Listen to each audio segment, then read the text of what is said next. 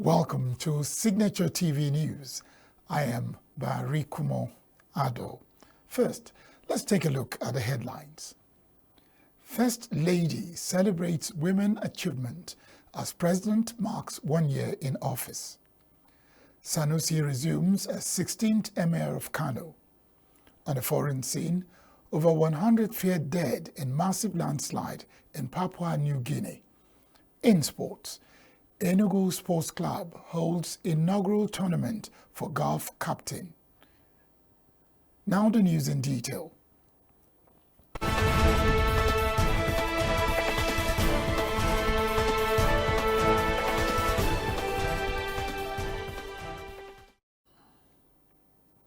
Over 30 medical graduates of Bachelor of Medicine, Bachelor of Surgery, MBBS program of the Esut College of Medicine, Park Lane, Enugu, have been inducted into the medical profession. The Registrar, Medical and Dental Council of Nigeria, Fatima Kyari, warned the new medical doctors that the regulatory body will not hesitate to discipline erring practitioners in line with the council's rules. Correspondent Clinton Okolo was there and now reports. The Registrar, Medical and Dental Council of Nigeria, Dr. Fatima Kyari, warned the new medical doctors that the regulatory body will not hesitate to discipline erring practitioners in line with the council's rules, adding that they should stay away from nefarious practices and discharge their duties creditably. Becoming a doctor comes with a lot of responsibilities. Your names will change today. They'll start calling you doctor. Doctor this, doctor that. Yes. And that change of name comes with responsibilities, which you owe to yourself and to your communities and the society. The governor of Enugu State, represented by his special advisor on health, Dr. Yomi Jaye, urged the inductees to prioritize their health and stay humble, as that will be their surest path to elevation in their career. Humble! Stay humble! Stay humble! Stay humble! And I must tell you, doctors, you're now doctor. Because you became doctor now, then you are boss over everybody. No. Don't do that. Earlier in his opening remarks, the Provost, Esut College of Medicine, Professor Uche Ikwochi, charged the new medical doctors to be good ambassadors of the college while shunning sharp practices. Professor Ikwochi stressed the need for them to engage in healthy relationships that will better their career as medical personnel. We charge our new graduates to be good ambassadors of the college and not lose sight of our core values as you begin to navigate the wider world. Shun sharp practices that will cut short your visions. Engage in healthy relationships that will better your future. The high point of the occasion was the administration of Hippocratic Oath on the new medical doctors by the Registrar, Medical and Dental Council of Nigeria, Dr. Fatima Kyari, which marked their official induction. I, Doctor, do solemnly and sincerely declare. Some of the new medical doctors and their well-wishers bared their minds on their journey so far. We have been working hard for days. Most of us have been reading without even sleeping. Because this thing has to do with human life. It's not even easy, but thank God we are here today. It doesn't just bring out the academic prowess in you, it also helps you develop your emotional mental capacity and ability. A Leadership Entrepreneurship Award aimed at recognizing and celebrating the outstanding contributions made by women in the Southeast Zone has been organized in Enugu. The Executive Director, Women Empowerment and Peacebuilding Initiative, WEPB, Ijoma Ogwadima, says the aim of the event was to give voice to women, encouraging them to be more involved in the affairs of the country. Correspondent David Okoro, who covered the event, now reports. The Southeast Baby Director, Mrs. Ogwadema Ijoma, said the agency strives to make women stand up to be counted based on their outstanding contributions in building and promoting harmonious well-being of the country. women and girls are more vulnerable. So we try to protect the women. We try to teach them on how early warning signs, on issues of peace and conflict.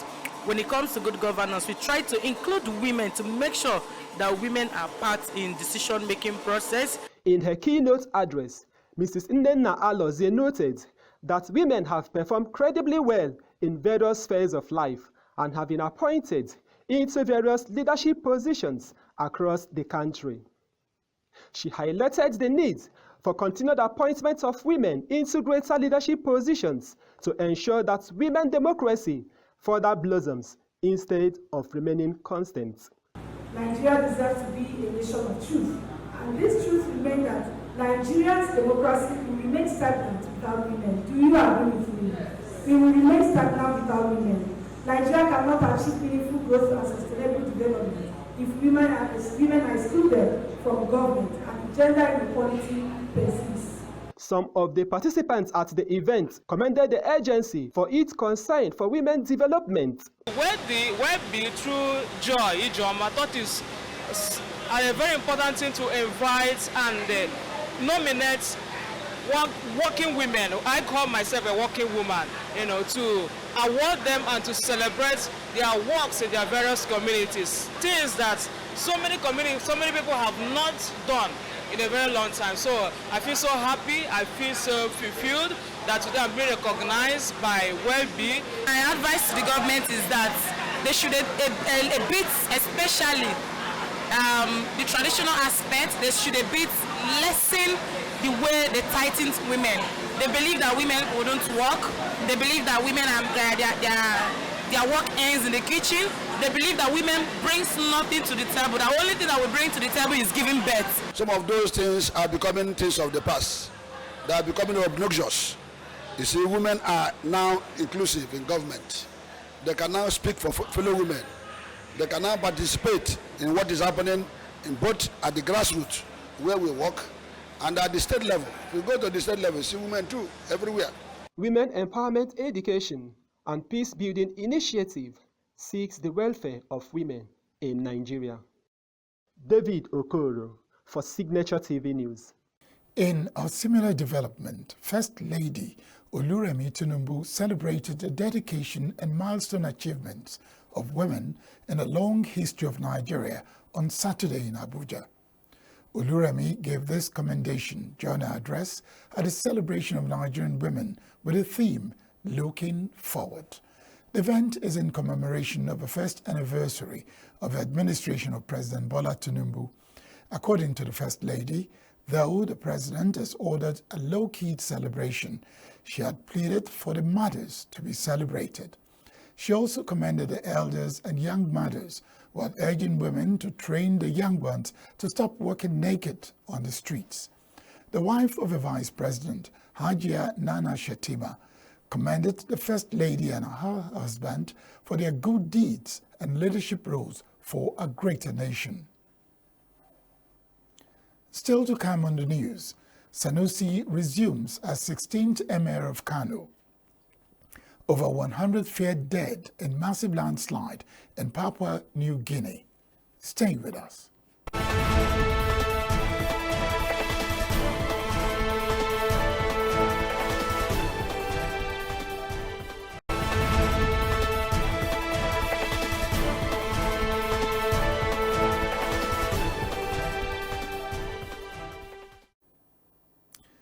Welcome back.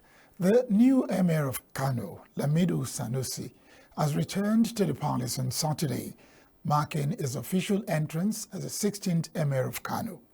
The Emir was greeted by a large gathering of dignitaries, including traditional rulers, businessmen, and well-wishers who were at the palace to pay homage and offer their congratulations.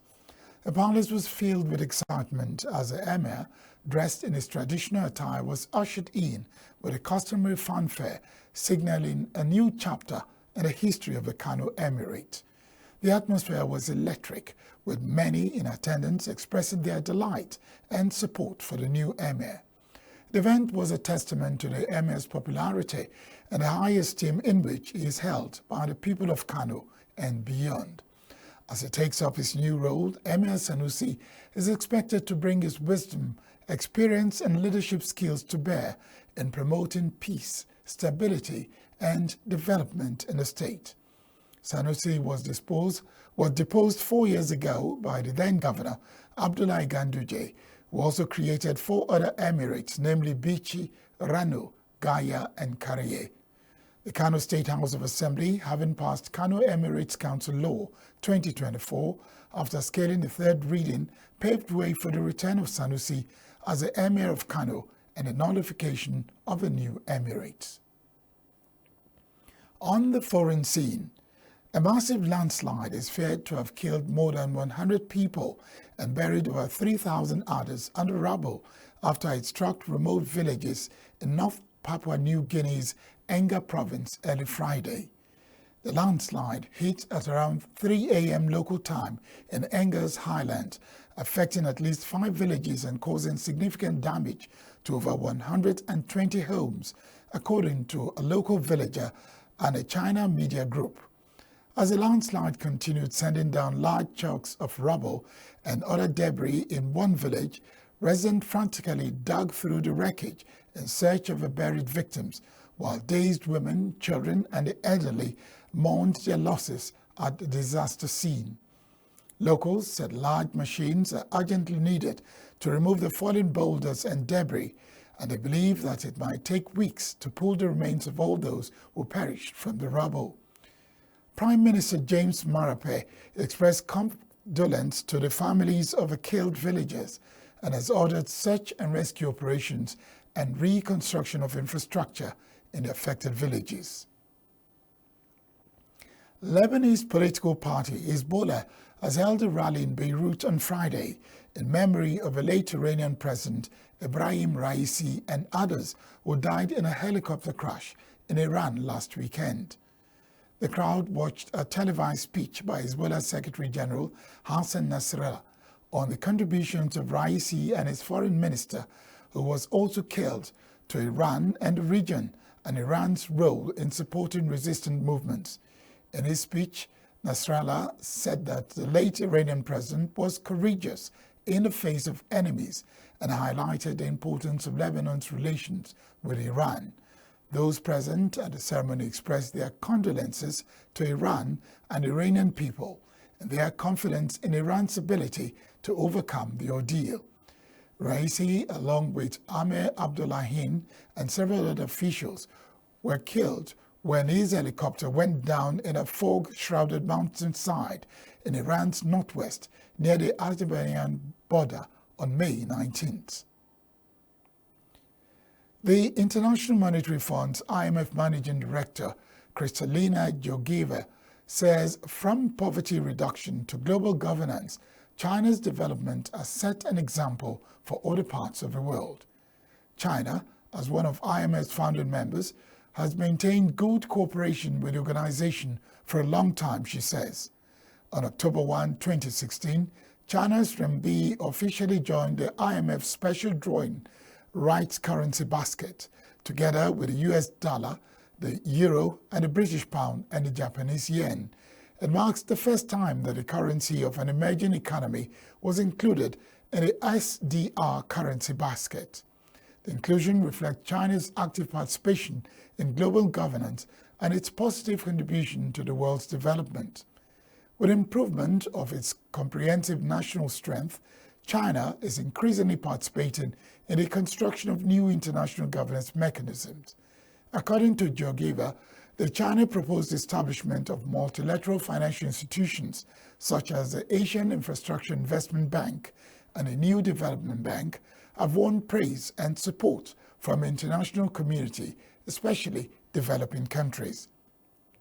As for China's role in upholding multilateralism, the IMF chief said China has played an active part in promoting the world's development from economic policy making to renewable transition and other global issues.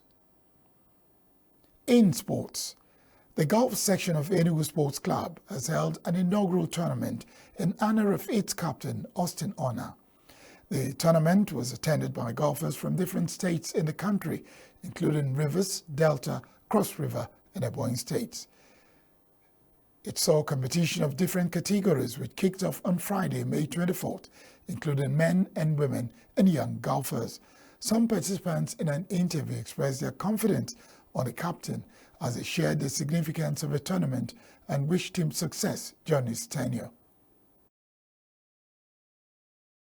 And it's significant because he organizes it to introduce himself to all members of other golf clubs that are here.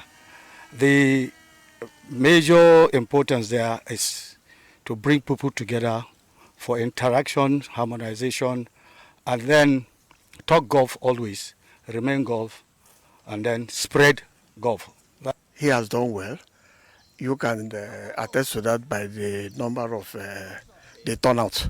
A lot of people came here to honor him because of his antecedent. So he has really done well, and I know he will continue to do well. He has. Austin Ona, in whom honor this tournament is organized, participated in the competition with his team. He expressed happiness by the success of the tournament. I feel very good. We should have had this over a year ago, but we also had some projects, and I wanted to make sure that we completed those projects before I do it. So doing it now today, we have over 200 golfers registered for the tournament. Some set played yesterday, and last set the final day today, which is the main day anyway, and it's currently going on. So I feel very good. The captain and visiting golfers also shared the benefit of being a golfer. About 9 kilometers of walk. Now, if you add the fact that you need to crisscross and then engage in swinging, engage in those activities, so you can imagine exactly what it does to your body. Then you are also open to the elements. Under the sun, you are there. If it's raining, it's not too much, and there's no lightning, you're under the rain, so you are open to the elements. So I think the first and most important thing is the health benefit of golf. So at the end of the day, this game on average takes about 4 hours. On the day like this, probably about 5 hours for a full game. Today, it's going to take us about 5 hours on average to get through. So imagine walking and moving your body for 5 hours while having some nice discussion with friends. That's what golf is about. It's about your health. What you gain in golf, mental alertment, good health, accuracy, all these things you must, all your system is working.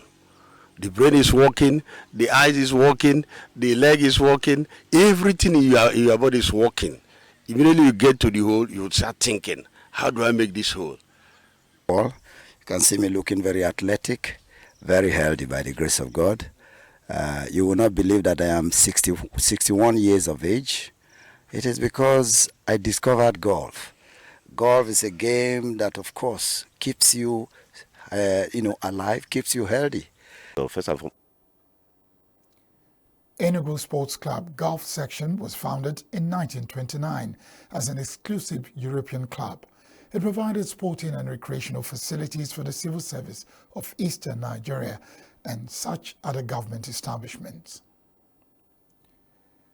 It might not have been a vintage season for Manchester United, but it salvaged something at the last with a terrific performance to seal FA Cup glory at the expense of rivals Manchester City. For Eric Ten Hag and his team, it was revenge after last season's defeat in the same fixture. Alejandro Garnacho and Kobe Mano were the match winners as Manchester United secured a stunning 2-1 victory over neighbours Manchester City to lift the 2024 FA Cup and leave Pep Guardiola double dream in tatters. 14-time French Open champion Rafael Nadal said on Saturday that there was still a chance this year's tournament in Paris may not be his last. In comments ahead of his tough opener against fourth seed Alexander Zverev, the Spanish, who turns 38 next month, skipped last year's tournament due to a hip injury that needed surgery, and as previously said, he expects to retire at the end of 2024. Nadal skipped the Australian Open in January with a muscle problem, and the 22 times Grand Slam champion had raised doubts about his fitness for for this year's second major, with lingering issues in Barcelona, Madrid, and Rome. Of recovery with a very difficult injury, almost 2 years of suffering a recovering process that seems like I feel better now. I am not a guy that reacts because I lost there or I lost in the other place. No, reacts about my personal feelings, and my personal feelings are better now than 1 month and a half ago, without a doubt. So in some way, Monday's clash with Zverev will be a rematch of a 2022 semi-final when the German retired after an ankle injury. That's the news on the hour. I am Barikumo Ado. Happy weekend.